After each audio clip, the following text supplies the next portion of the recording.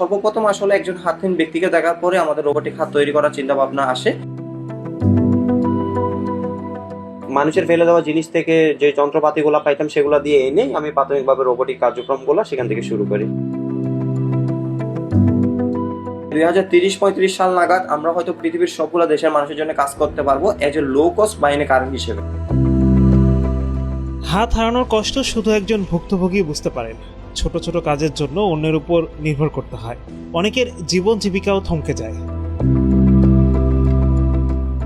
সে মানুষগুলোর পাশে দাঁড়িয়েছেন জয় বড়ুয়া লাবলু। অঙ্গ হারানো মানুষের মুখে হাসি ফেরাতে প্রতিষ্ঠা করেছেন রোবোলাইফ।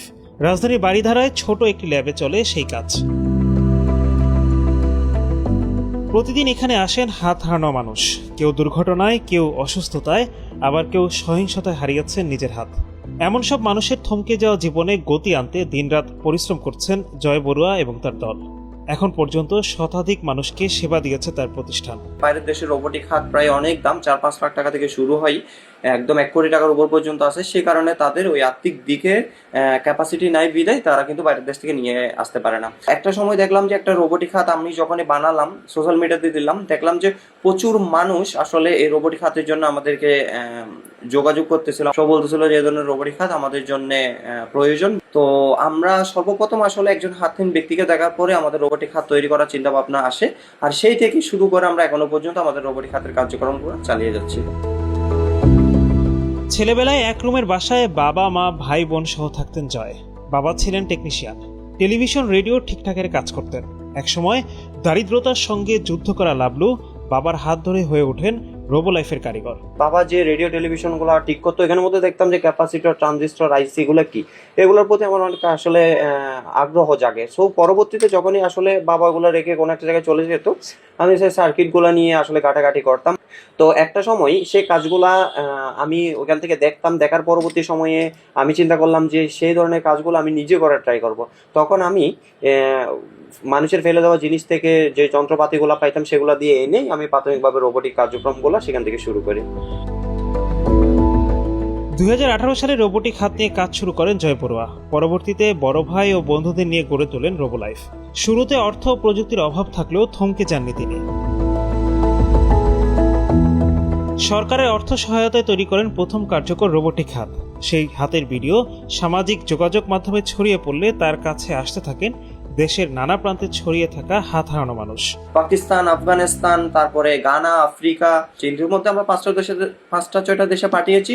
এখন নতুন করে আর প্রায় 5টা-6টা দেশ নতুনভাবে যুক্ত হয়েছে। সেই সাথে আমরা ইউরোপে অফার পেয়েছি। তো অলমোস্ট দেখতে গেলে আমরা ইন ফিউচারে আমরা পৃথিবীর প্রায় অলমোস্ট 30-40টা দেশের জন্য কাজ করতে পারবো। এটা আমাদের ফিউচার পরিকল্পনা। 2030-35 সাল নাগাদ আমরা হয়তো পুরো পৃথিবীর সবগুলো দেশের মানুষের জন্য কাজ করতে পারবো এজ এ লো কস্ট বাইনে কারণ হিসেবে। বিভিন্ন ধরনের রোবোটিক হাত তৈরি করে রোবোলাইফ। কোনো হাত কাজ করে পেশির সংকেতে, কোনোটি রিমোটের সাহায্যে, আবার কিছু পায়ের সাহায্যে নিয়ন্ত্রণ করা যায়। ব্যবহারকারীর শারীরিক অবস্থার উপর নির্ভর করে নির্ধারণ করা হয় প্রযুক্তি ও মাধ্যম। বাইরের দেশের হাতগুলা অ্যাডভান্স ঠিকই, কিন্তু আমরাও আমাদের হাতগুলা যখন আমরা 2019-20 সালে তৈরি করি তখন একটা প্রাথমিকভাবে এটা একটা ট্রায়াল পর্যায়ে ছিল বা এত বেশি কার্যকর ছিল না। কিন্তু 2024 সাল থেকে শুরু করে 2026 সাল পর্যন্ত আমাদের হাতগুলা দিয়ে আমরা প্রায় 1 থেকে 2 কেজির ওজনে যে জিনিসগুলো আছে ওগুলো খুব স্বাচ্ছন্দ্যভাবে ধরতে পারে এবং সেগুলো দিয়ে মানুষ দৈনন্দিন কাজগুলো করতে পারে। এমন রোবোটিক হাত আমদানিতে খরচ হয় লাখ লাখ টাকা, অথচ স্বল্প খরচে এই সেবা দিচ্ছে রোবোলাইফ। সর্বনিম্ন 30,000 টাকায় মেলে তাদের এই রোবোটিক হাত।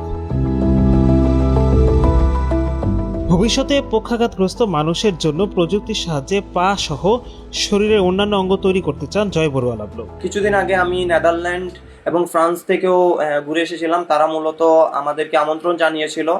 ইউরোপের 100 ডিপ টেক পিনিয়রের মধ্যে আমিও একজন ছিলাম এবং আমাদের টিমের সদস্যরা একটা পজিশনে ছিল।